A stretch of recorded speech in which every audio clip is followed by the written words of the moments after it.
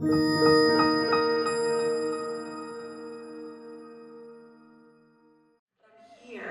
with some of the greatest thinkers, literally, you'll hear, of our time. Sounds good, dude. Of our time. And so before we start, just give yourself a little bit of a round of applause for being all in space together. It's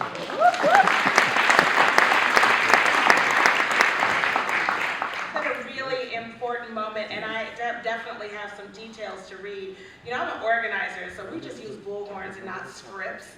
But I'm learning in my political journey that scripts in some ways are extremely important. You know, I was born and raised here in the Bay Area and never thought that I would be on a stage talking to some of, again, the most prolific thinkers and writers about how to save our current democracy. But here we are. Here we are. You're going to hear today from Steve Phillips. And folks in the movement, we call him Uncle Steve. And you'll learn that. Steve Phillips wrote, "We the People Building a Resilient Multiracial Democracy" in 2024 and beyond. You're going to hear from Ashley Woodard, who to me, I'm not going to get teary today. No, stop. This sister has something in her so beautiful. She's been leading the Highlander Center for years. That's right.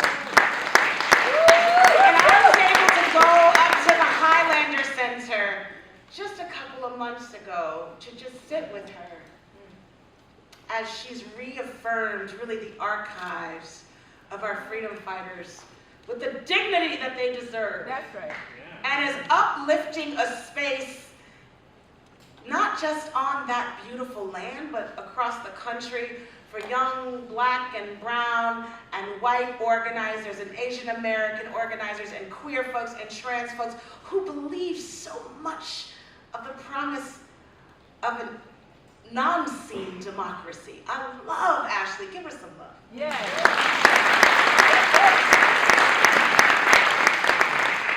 So Maurice Mitchell, my goodness, has made it his daily journey to convince folks that another world is possible.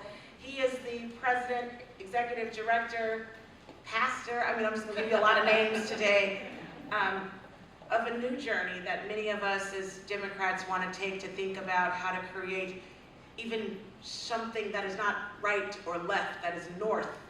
That's right. That is north of a conversation, a pedagogy of freedom. He is the, again, I'm going to say pastor, executive director, and the president of Working Families Party National. This is a wonderful brother. So do you see and understand? This is not just your grandmother's book talk today. So what I'm going to take us through in the next hour, and I'm so happy we're having this space right now, because we believe that power actually does belong to working class people. We believe it belongs to the ancestors of Chinese Americans who built this space, of the Ohlone folks who are literally buried under us, and some of them are trying to take claim for what has been stolen. We too are in a colonialist space. It's hard for us to talk about what folks are doing everywhere else when we haven't made amends here. That's right. Right? So with that, folks are gonna read the book. And I know the hosts are saying, you haven't read all the stuff. I'll promise I'm going to get it in this hour. I'm going to get all the details in about why we're here, who is sponsoring, I promise you. There are going to be book sales outside. You're going to want to buy the book. But I actually really like your voice on Audible too. But I'm sorry, we're not supposed to talk about the bad corporations. Well, yes, we are. But you're going to be able to buy and purchase books outside if you haven't already. But let's give honor to our grandmothers. These are their words. These are their prayers for us. How do we come one in space to hear one of many truths? So what I'm going to do is we're going to take a few moments and hear from our author. And I actually want to ask you a couple questions, but you know me. You know me for, I don't know, over 20 years. Every time I want to run for office, he's the first one who maxes out. And I say that because he's been taking care of folks, brown and Black young people who want to charge and challenge the democracy. That's what you do. Why did you write this book? Steve, talk to us about this book, even some of that sauce from your other, but why this book right now? What is the hope? What is the opportunity? And then we're gonna go to our freedom fighters, and we're gonna get into some discussion. Take some time. I'll let you know when we need to slide in, get to questions, but take some time. Well, Welcome, Steve. Well,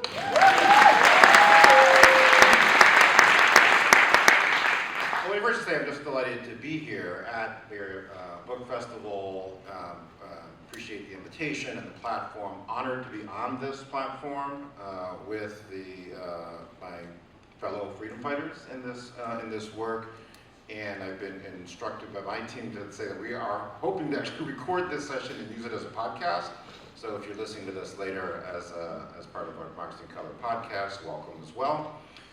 And there was one very, very, very glaring oversight in the introductions, is that we did not introduce Lateefah Simon.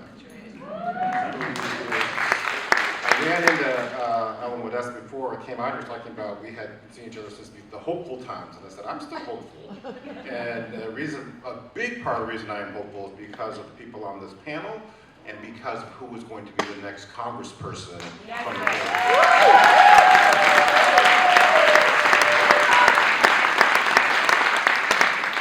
So I guess I'm delighted to be here and appreciate the opportunity to talk about the book, right? So the current book that I have out is How We Win the Civil War.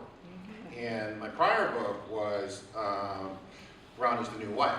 And so I wrote the prior book in the context of around 2014, 2015, because to me, as somebody who came of age in the civil rights movement, I'm literally a child of the civil rights movement, I came of age framed and shaped by all of that, and then most catapulted into the national organizing sphere through the Rainbow Coalition and through Jesse Jackson's work, which was a direct, tangible connection. I mean, Jesse was literally there when Dr. King was assassinated and carried on that tradition through his campaign and rooted it in that.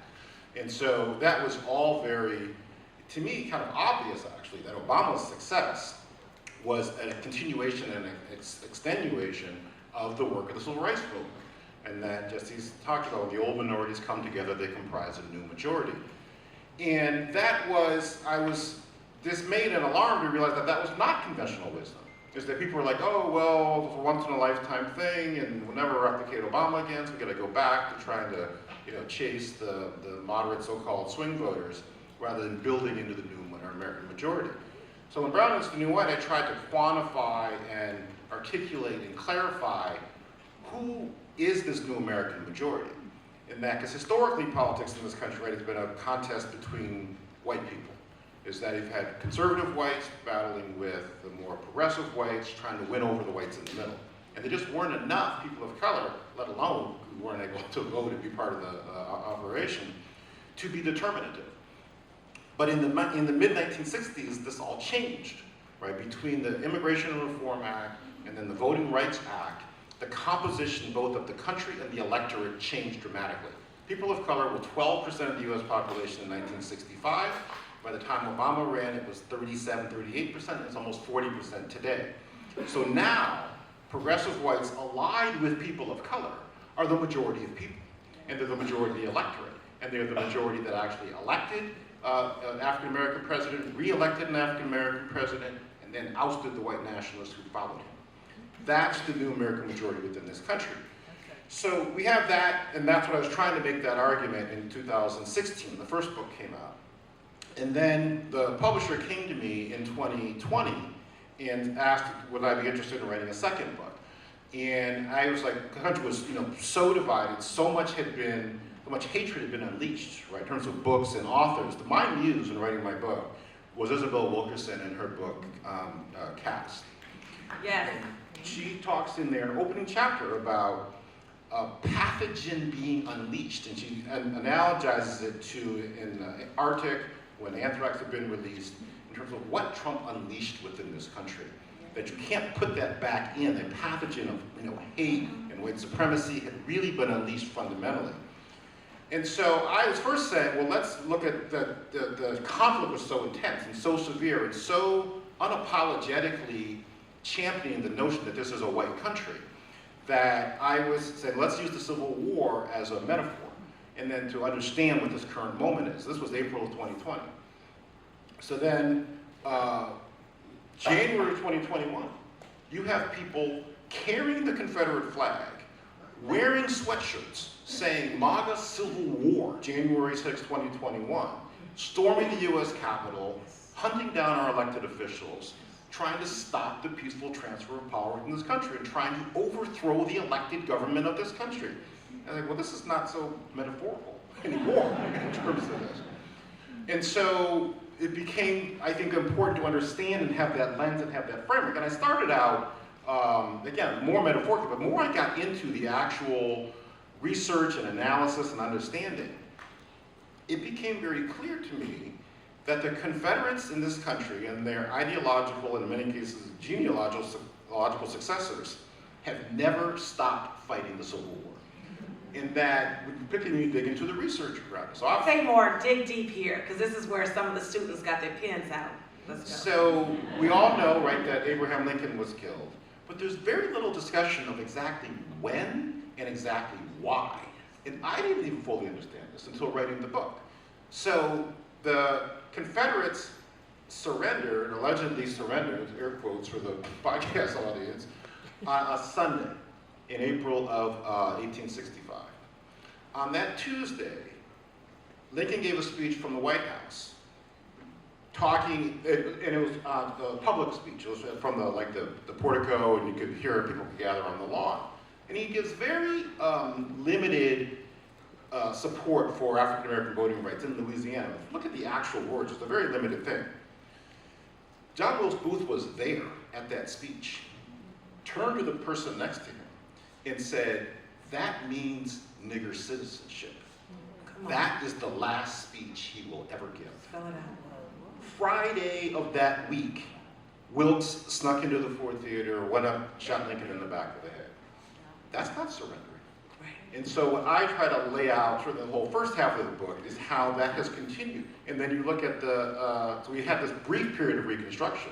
In this current edition of the book, I talk about this election, that this year is like 1876. And that it is a question of, are we going to try to continue to move towards being a multiracial democracy, or are we going to go back to this being fundamentally, primarily a white country?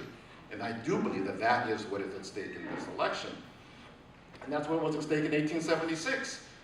After we had some period of Reconstruction, and in essence, the South conceded the election, a very closely fought election, and then when Grant won, they agreed to hand the country back to the slave owners, and did so for 100 years, all the way up to the 50s and 60s when we finally began to move forward. So the continuity of this battle around, is this a multiracial democracy, or is this fundamentally a white country, has continued uninterrupted to this moment. And this is where it's no accident that the 45th president followed the first black president. That's not accidental. And if I try to document this, the rise of white nationalism, the rise of organized white supremacy that was documented by the Department of Homeland Security in a report that then they squashed because they didn't want that to actually come out. So I guess that's in terms of the continuity and the intensity of this moment. And then lastly, let me just finish by saying that what motivated me to write this book and what sustained me and what makes me hopeful.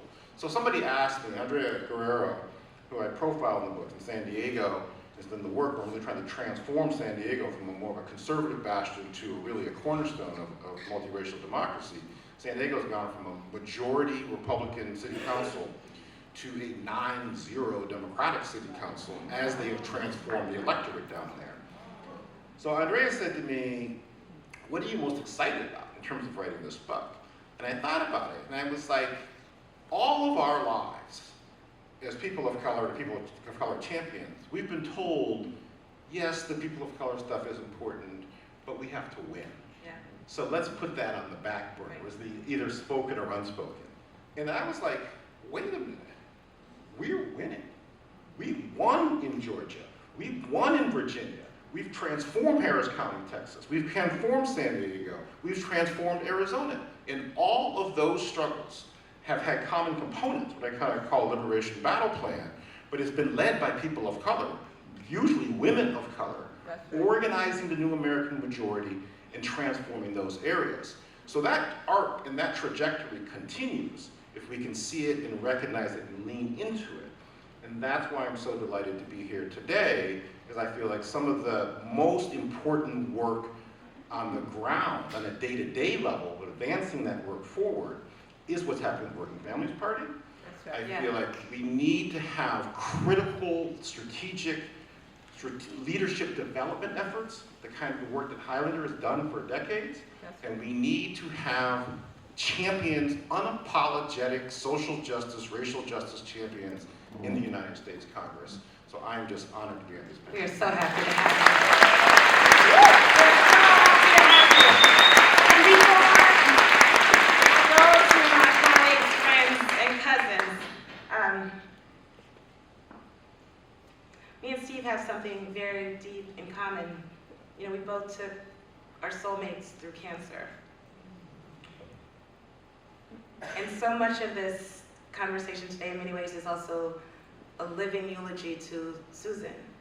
And I bring her into the room because you sat by her side writing this book. They were like this for like 30,000 years, right? 432. They met in college and made a commitment to be about that life. To be about that life, literally, not just in the pedagogy, but in the scholarship and in loving folks deeply in community so that we were centered in our own trajectory to freedom. I thank you and I thank Susan. This book to me is so much about who we are as a movement. It is all based in fact and in love, not only for your community and the country, but for the world and for our babies. And so, thank you. Just on that point, thank you for bringing Susan into the world. Thank you, as I said in the podcast, for your support through that journey that really nobody wants to take in terms of moving forward. And we have together had to Yes, we have. root ourselves in who we are in the essence of what the work and how it continues. So I just want to say that. And since being an organizer, and since we are here, and since you lifted up Susan, we are finishing the filming. There's going to be a documentary on the life and legacy of Susan Sandler. And this documentary we're lifting up to offer an example to the world of how a white person commits their life to racial justice. That's right. And that will be out next year. So I hope to be back in Berkeley having a conversation of previewing that. Everlasting life and justice. Give it a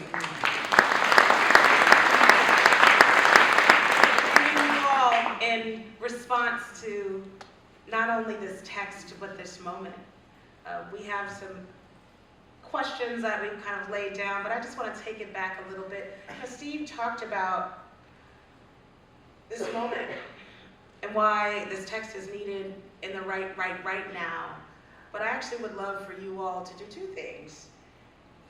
Is talk about your response, or provide a bit of response to the text and to this journey that the text provides, but also sort of what you are taking claim in your own vocation in this moment. The book actually calls us to push back neoliberalism and call the founders on their promise, but to center us. Why don't you give us a start? Maurice. Where do I begin? Number one. Brag about yourself. You won't do it, but can you talk to us a little bit about what you do and how your relationship to this text and Steve, and really about what's happening right now with Workers' Family? Sure. So maybe I'll share a little biography in order to kind of link things. Here, so I grew up, both my parents are immigrants from the Caribbean. My grandmother came here as a domestic worker in the mid-60s.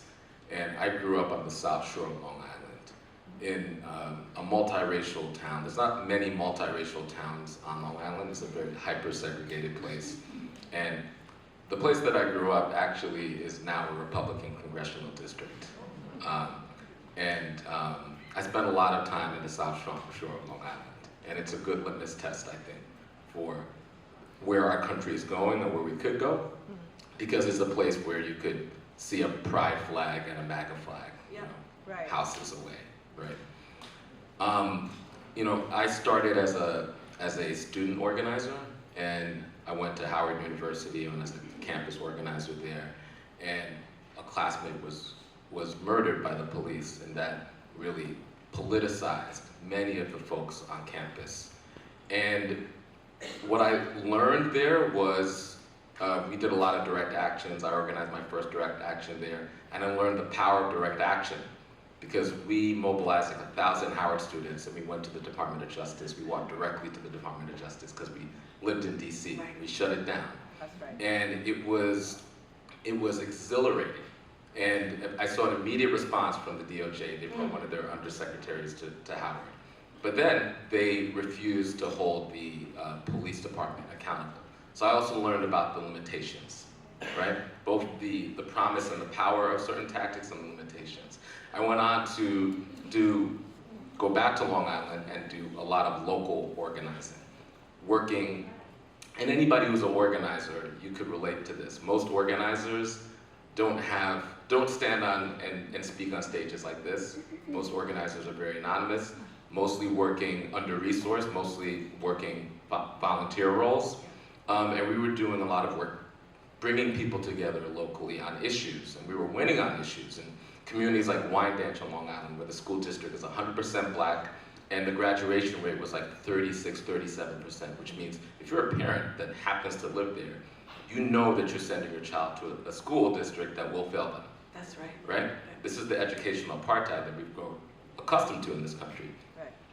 And I saw the promise of those types of structured organizing from deep from the grassroots, but also the limitations. And so we hit up against the wall. What was that wall? Elected officials who, when there was an opportunity to listen to constituents, or listen to the real estate lobby, or listen to many of the lobbyists that pull strings in school districts, those were the folks who they listened to.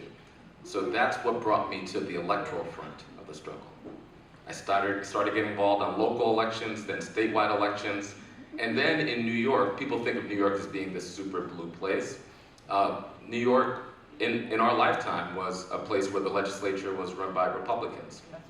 We flipped the legislature from red to blue, right? Some of us naively thought we're gonna flip it from red to blue, and then we're gonna open the floodgates of progressive glory, right? And what did we learn there? We learned, and then I started doing direct lobbying in Albany, right? That's the state capital there. And I learned that these Democrats are not loyal, right? Come on. I learned that a D next to your name does not in any way mean that you somehow are accountable to our people, right? And so that eventually led. Say it louder for the person in the back who didn't hear No, you. you know, every congressperson is not going to be a Lateefah Simon, right? That's facts, right? And so again, I learned about the promise of flipping from red to blue, but then also the limitations. Are you noticing a through line about the promise of tactics, but then the limitations? Yes. Okay, and I eventually, it's a longer story, but I was called in 2014, August of 2014, when working class black folks in and around Ferguson, Missouri, changed the world with their uncommon valor and sacrifice. And after the murder of Michael Brown, started a movement. And I was on the ground level of that movement, embedding with the Organization for Black Struggle in St. Louis. And we were able to catalyze that movement to become an international movement over years. And as a result, the movement for Black Lives has changed internationally how we talk about, how we understand state violence, anti-black racism. And we continue to be very proud of our contributions, because social movements, when they're at their best, they render the invisible visible. So they render contradictions and problems in our society that for hundreds of years have been baked into our society that we've grown accustomed to. They render them visible to the society at large, just not the people in the margins that face the downsides, right? And that happened. It's happening right now in Palestine, right? Yeah. And they also render the impossible possible. What do I mean by that? So everyday people generally don't wake up feeling like I could change the world. I could change the way people think about everything. I could fight the police. In movement moments, people en masse begin to feel that they could actually make the impossible happen, right? And we saw that take place. they surface these contradictions, they pose questions. But questions need to be answered, right? Contradictions, once they're posed at that level, the level of society, they must be resolved, right? Now, what I learned is that social movements are powerful, but they're not all powerful. So who has the power when we cause these crises, right? We cause these crises for the people in power, where they have to answer these questions. Who has the power to answer these questions? The most organized forces has the power to make meaning in crises. And under capitalism, the most organized force generally is organized capital. So who answered our pleas for justice for black people? Taser International. And they had a product, body cameras, that they were able to, they have the capacity. They were able to lobby on the local level, on the state level, and on the federal level. So within weeks, Barack Obama is offering body cameras as a solution. How? Because they actually have the ability. They have lobbyists in DC. They have meetings. They could immediately offer the market-based solution to a movement crisis, right? And so we as a movement alley-ooped the ball that organized capital dumped. And so I learned the power of movement tactics and protests, but also the limitations. Right. And while that was happening, and it's no coincidence that at the moment that we were building this black resistance movement, Donald Trump was able to ride this white Christian nationalist wave all the way to the White House. No coincidence, which is why history is so important, which is why the right wing, one of the things that the right wing fears more than anything, well, it's an uppity black person, but outside of that, is context. Because when we have historical context, these things that make no sense begin to make a lot of sense, right? And so he rides this white Christian nationalist wave to the White House, right? And then I realized, and I wasn't one of those prescient people that thought Donald Trump was gonna win. Some people saw it, I didn't see it, right? I'm just gonna be honest.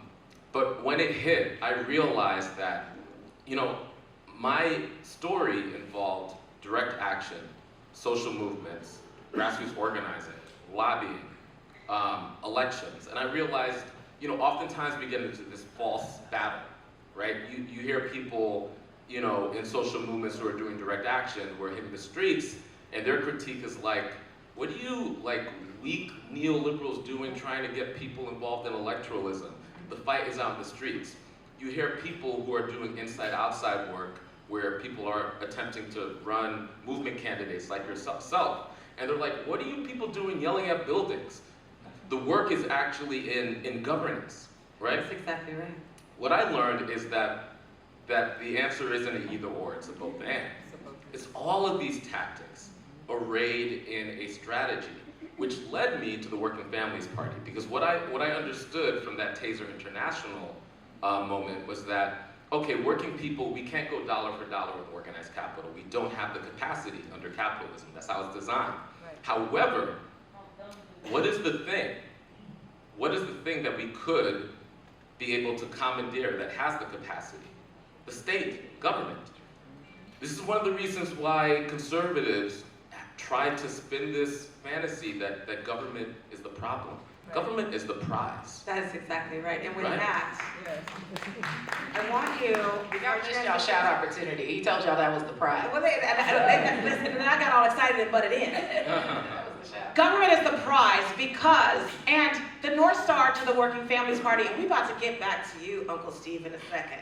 So you are not off the hook. In fact, I would love someone to go grab a book because you're going to read 3 or 4 minutes for us on your favorite passage. You know that. I was going to set you up. But the North Star for the Working Families Party, because you're not talking about the Green Party, which some of us aren't here will throw down for. You're actually talking about something more expansive than even party politics. Let us know what it is, and then I'm going to transition to Ms. Ashley. Sure. So our North Star at the Working Families Party is to build a third force in American politics, right? Our assessment of our current conditions right now is that the main struggle in America has 4 features. The white Christian nationalist takeover of the Republican Party. They've been a part of the Republican Party, but they have not been the leading faction they are now. Number two, the corporate capture of our government, including large swaths of the Democratic Party. Right. Number three, what in the political science they call class de-alignment, which is working people leaving the Democratic Party coalition, dropping out of politics or moving to the right. And number four, the two-party system itself, right? We believe that those are the main features that we're struggling with. And what we need to do as working people over the next few years, this is not going to happen over a few months or one election cycle, is to build from the ground up, not from the top down, but build from the ground up a third force in American politics and build a political party around that. And a political party is not just about getting elections, getting people elected, although that is one of the main sort of interventions. A political party is a shared political commitment that independent grassroots candidates, voters, labor unions, grassroots organizations, and many, many others could all share. And what I realized was that's what was missing, right? We were free-floating, sort of animized political actors. Right? This is how neoliberalism impacts our culture. So we're free-floating activists thinking that, us tweeting a message online, or us engaging in individual, almost consumerist political activity could aggregate to something. No. What we need, the aggregating factor, is a political party that could align all of us across race, across region, across various pieces of the movement towards a North Star of governing. What is governing? Governing moves us out of the perennial posture of protest. Protest suggests that we need to secure concessions from the power. That's right. Governing means that we believe that we can be the power. That's right. Right? That's And right. so, That's right.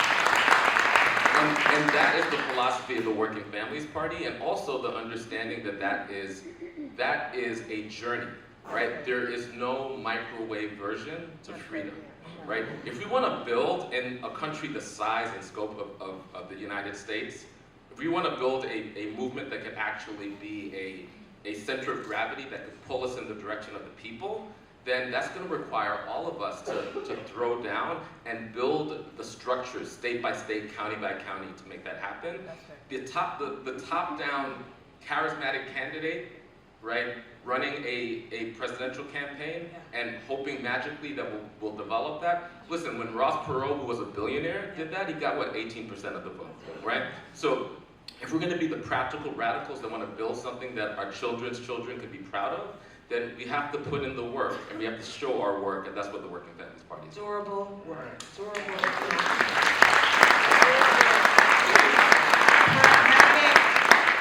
With a fever that we cannot wait, and no one is coming to save us. That's right.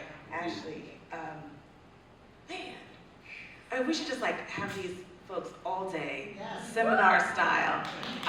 There's so much to learn from the text. My text actually has, I stole little Layla, who's 13, she has all these nice little sticky things that they use, they train kids to annotate, and I don't have those. Mills College was a long time ago. I'm all up in this book, and it is for smart people. It is so good. Ashley, introduce yourself and talk about this moment and why we're here, and why we were so excited to be in conversation with Steve Phillips, and why we are still attaching ourselves, which some folks are folks, us. We're still attaching ourselves to this promise of we the people. We know that wasn't written for us, and this reclaiming is this movement and what we're doing, this idea that we can create and center a multicultural democracy where the poorest, the darkest, and the queerest are at the center of that power space. Like, we still believe that? After we continue to be knocked down, talk to us and tell folks who you are, because I know she is a preacher's kid. Come on. Okay, from the real South. Come on. The tea is real sweet at her organization. It is, That literally. is also true. It comes out like molasses. Hey, y'all. No stevia here. Welcome, Ashley, to the stage.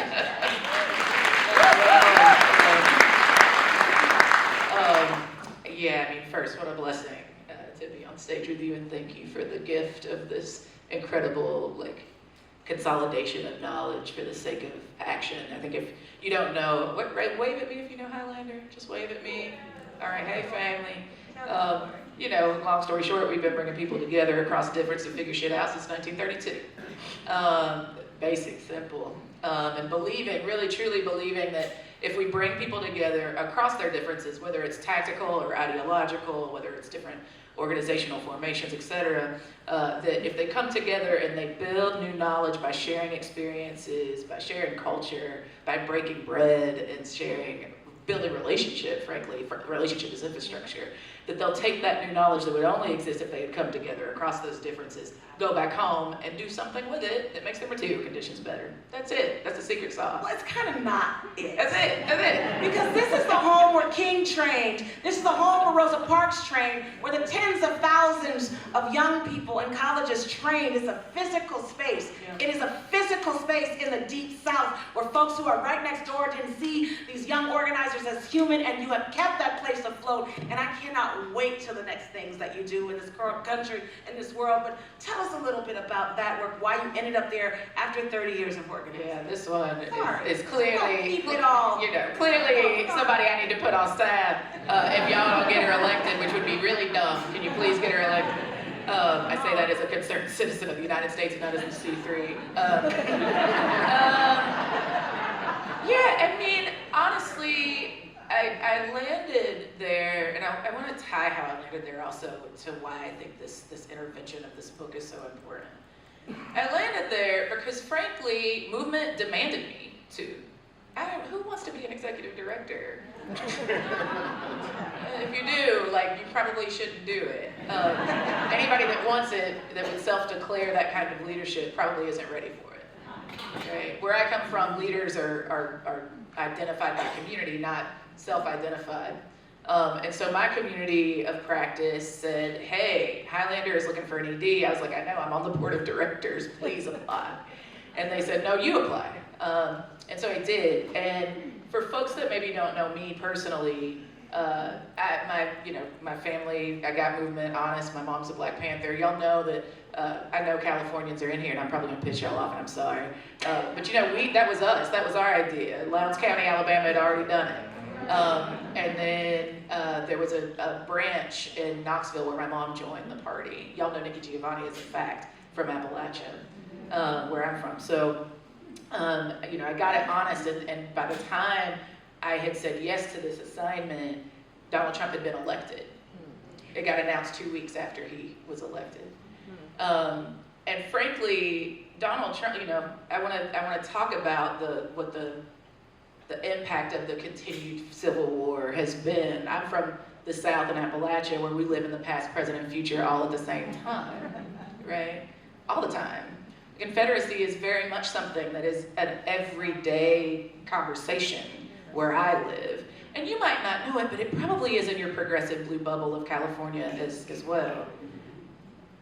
Don't believe me? Let me show you how I know.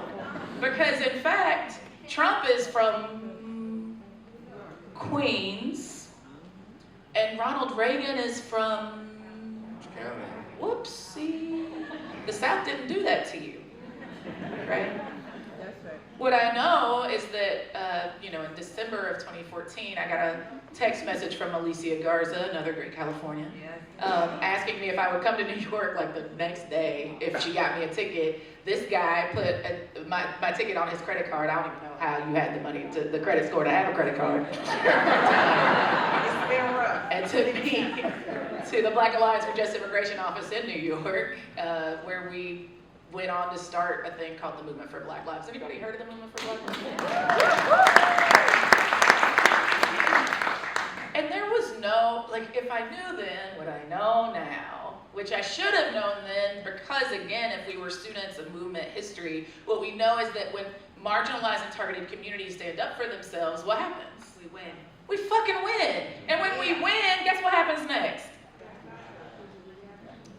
The minority of jerks who want to consolidate their wealth and power at the expense of all the rest of us figure out ways to try to reshift the balance of forces, right? So of course we should have been thinking in 2014 when we started it, in 2015 when we were making all sorts of interventions, not only that were impacting the right wing, but also, quite frankly, were challenging the left. That somebody was going to have something to say about it. right? And some of that stuff was gonna be policy, right? Some of that was gonna be the voter suppression bills that we've seen sweep the nation. Right. Frankly, that had been used in my community to treat us like guinea pigs for what was going to come to places like California, when very few folks in places like California or New York believed us that we were the canary in the coal mine of the rising authoritarian and fascist threat in this country, right? We want you. So welcome to reality, right? But again, I come bearing tidings of great joy and concern from a place where we believe that as goes the South, so goes the nation. And we believe that to be a fact, not an opinion. What I can tell you is that we know what happens when neoliberalism fails and the Democratic Party abandons our people. In my state, what that meant was not passing Medicaid, right? Right before a pandemic. And what that meant for my community was the vast majority of Black people, in fact, like more Black COVID deaths existed in the most recent iteration of the pandemic than the percentage of Black people in the state in the first place. It was higher. What we know is that Trumpism isn't just like some random thing that this smart white guy did. In fact, I think he fails miserably often. But it is a response to Black movement building, to the dreamers, to the dangerous homosexuals of the South and trans folks who have said enough is enough, to young people and all sorts of folks. He's like, no. And he's representing a minority constituency that is being told every day that their numbers are shrinking. And God forbid the marginalized and targeted communities that have been impacted by the preservation of their privilege actually get governance power, because what would they do to you if they did, right? But again, I think what we have in the South, and I think lessons from the multiple times that Highlander has been impacted by this kind of blowback, is that when we demand what we want, we get what we deserve. And that's when we demand what we want, we get what we deserve. And I don't mean just concessions, right? I'm not saying like we'll concede to the performance of democracy that we know actually hasn't included everybody. It means actually putting pressure. This is why I pay my little $10 a month to the Working Families Party. Is that I'm not just talking about the right. Now where I live, I have to fight them, right? They have a trifecta from the ground up, and frankly, where there are Democratic mayors, those guys actually ain't our friends anyway. Y'all saw what's happening in Georgia with Cobb City, right? Yeah. That's a Democratic mayor in Atlanta. Yeah. He looked like me, supposedly. Right, so I'm talking about to both parties. And if we want to demand, like, if I'm gonna demand a divestment from the carceral state and investment into healthy, sustainable, and equitable communities, guess who controls budgets? Let's just make it plain, right? If I want to talk about stopping a genocide in Palestine, guess who controls the military budget of the United States? Elected officials. Right. I gotta vote. Right. And if you are choosing in this blue bubble not to, and I get it, I'm not even fighting with you. This is not to be defensive. Is that if you're making a choice not to engage in the building of the alternative, then we are talking about a prefigurative politic that actually leaves my community at the beck and call of whatever the right wing then decides to do with us. That is right. I'm not encouraging people to vote for Joe Biden because I love him. I promise you can't hate him more than me. I promise, right? I was talking about how terrible Joe Biden was in the last election because my family was impacted by the crime bill. You think I can't not like him more? Right. Yeah. I'm talking about the real consequences of what it means for the federal government to become totally taken over by fascistic movements, and what that means in a place like the South, where the largest concentration of Black people are, where the largest concentration of LGBTQUIA plus people, particularly queers and trans folks of color, are. I'm talking where the highest concentration of low-wage workers are. That if you actually care about them, then I need you to act like democracy is a practice and not a performance. Say that again.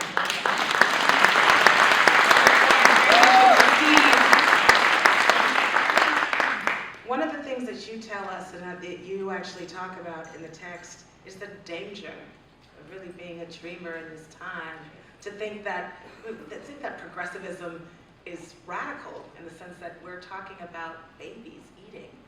Jasmine Crockett told Marjorie Taylor Greene the other day, your people in the South need SNAP more than my people in Dallas and Houston.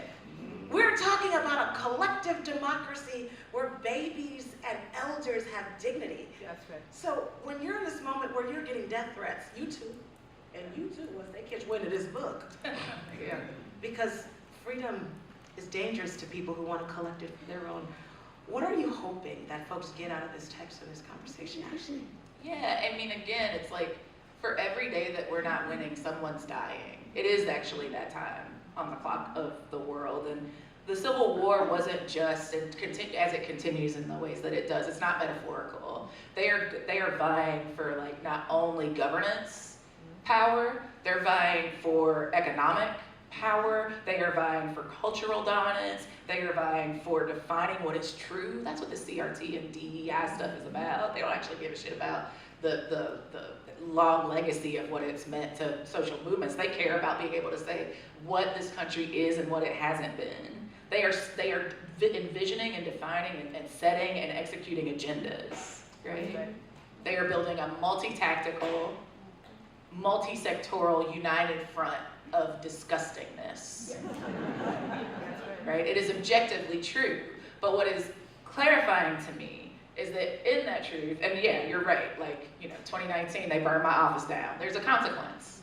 It's not sexy, right? And I would put myself in the position to have to deal with it all over again, knowing damn well that, like, if we got serious about building a movement that was multifaceted, multi-sectoral, multi-tactical, and a strategy for the lowercase d, democratic, multiracial society that we actually want, and we practice that every day like we really believed and had the audacity that we could win, then yeah, they could burn down my office, but like, we have power. Yeah. We have power. We have power. I'm still here. Look, you can touch my face. Right? We were still right, and we can still win. So I think what I would say to why it's important is that if we don't take it that seriously, then those of us that are actually going to be the faces of folks that, like, Trump has unequivocally said he's coming for when he wins. Y'all heard of Project 2025. Yep. He's already, it's not a secret. It's not a secret. He's coming for us. And we can choose to make it impossible for him to get the power to actually do something about it. We can actually decide that the right-wing authoritarian forces that are on the state and local levels and communities all across, even states like this, especially states like this, don't actually continue to have the sustainable power to actually set and implement agendas that are not in service of what we have already said we deserve. Mo already said, like, we making these demands. We need a low bar for entry about like how people can come and get involved and be in the meaningful work of not only, Highlander's not about building and training just good fighters forever, right? If you think that what Highlander does is like train Rosa Parks to be a good fighter, incorrect. Yeah.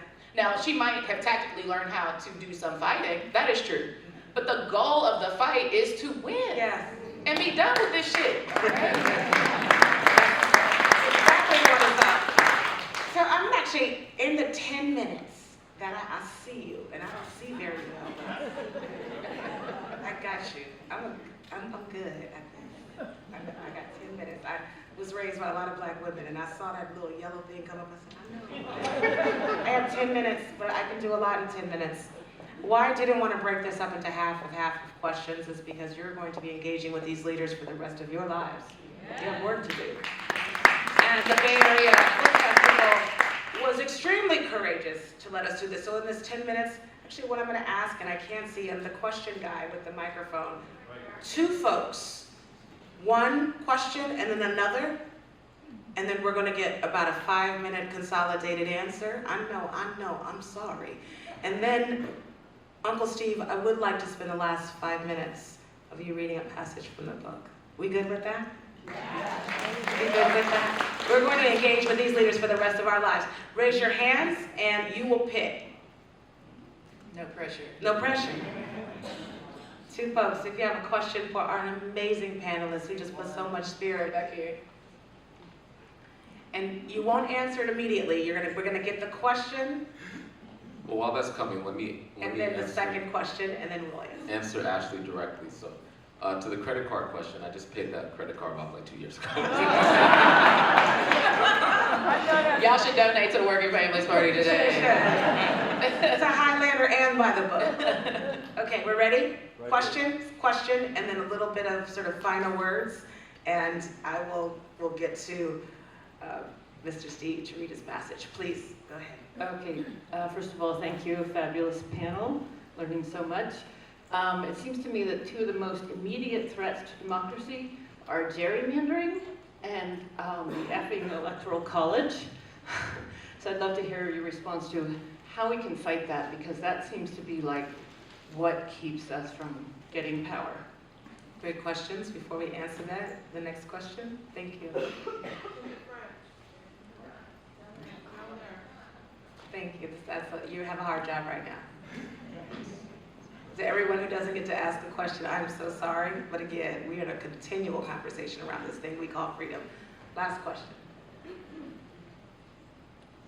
My question, and this is a great panel too, thank you for all for being here, if you could talk a little bit about the racial issue. I feel like white women have played a role in electing Trump, and it seems like they continue to, I don't know, not maybe be in solidarity so much with women of color, or that sort of what a colleague of mine calls the space between us, between women of color and white women that exists that sometimes isn't surfaced. So if you could talk a little bit about how that. Auntie, what is your name? We're going to do a whole panel on this next year. Because this is such a great question. Lateefah, it's Vilma. Oh, it's Vilma?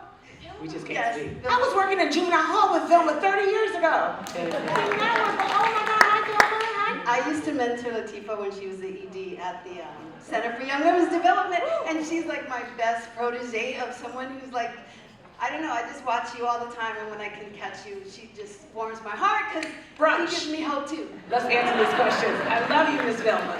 Okay. All right, so we have two big questions.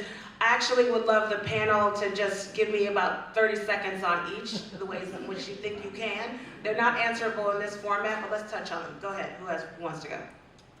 Okay, well, there's no proximal way to defeat gerrymandering, right? So everything that we're experiencing now, all of the troubling features that we're experiencing now, is the byproduct of 50 years That's right. of the far right developing a pretty clear plan.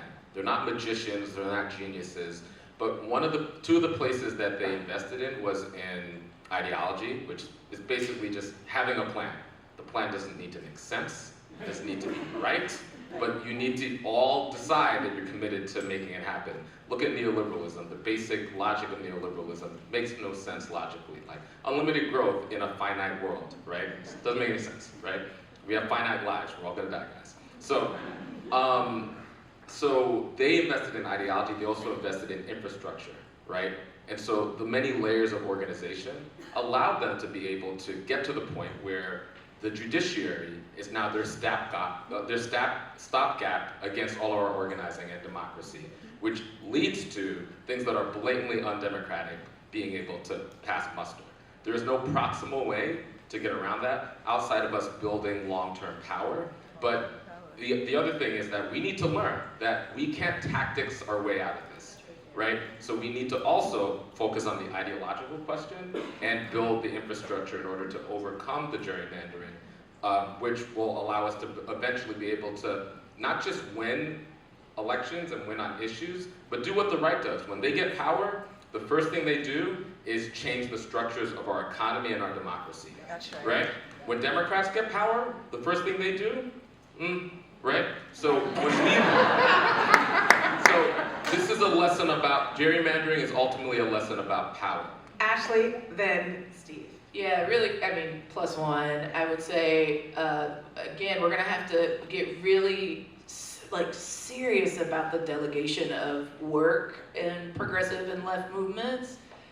We need to fight like lives depend on it for even more radical policy than the Voting Rights Act, but I'll take it. I'll take the Voting Rights Act, please God, get it back. Right. We also need to not sleep on the fact that we're gonna have to pay attention to the federal reality and the state reality, right? Because gerrymandering is killing us on the state level.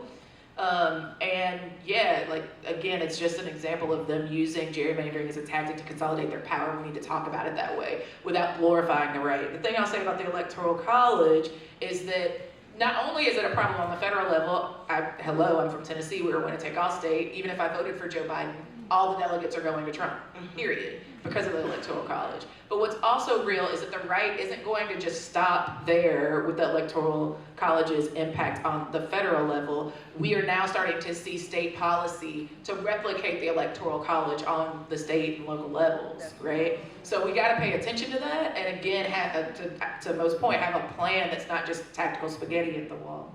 Think to the racial issue. We're gonna do 30 seconds on the racial issue because that requires a PhD. Yeah, just Process, short and 7 sweet. years.